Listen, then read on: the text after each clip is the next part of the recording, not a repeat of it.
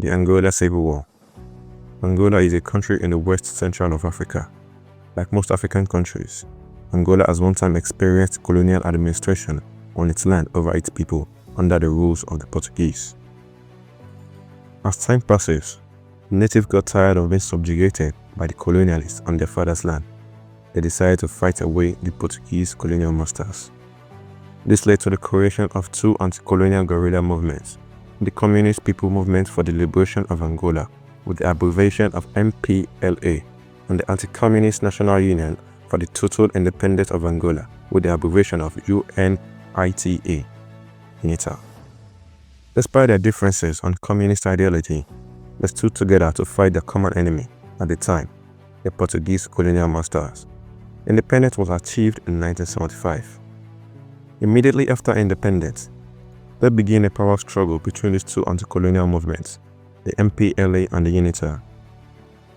This power struggle was what led to the Angola Civil War from 1975 to 2002.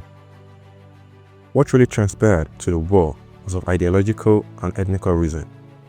The MPLA was a communist movement group, while the UNITA was an anti-communist movement group. The concept of communism itself is a political system of administration that celebrates the ideology that the means of production and distribution of a state should be collectively owned by every member of the state. That was what the MPLA believed as well, but the UNITA believed differs. And that ideological differences was the basis of the Angola Civil War.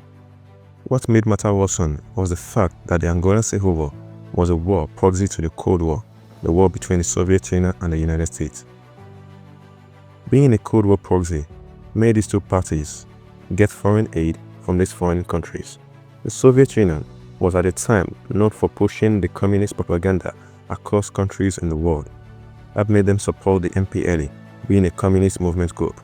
But the United States, on the other hand, was an anti-communist state, trying every possible means to curb the spirit of communism across countries in the world.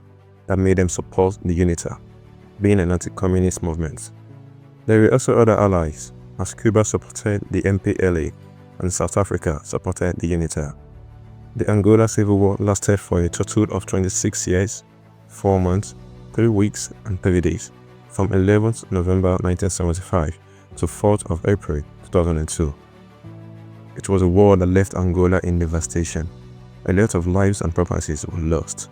Many Angolans died killing each other. The end of the Cold War in 1991 really reduced the tension of the Angola Civil War, as both parties lost their foreign aids. On the 22nd of February 2002, Joseph Savimbi was killed, the leader of the UNITA. His death left the movement weakened.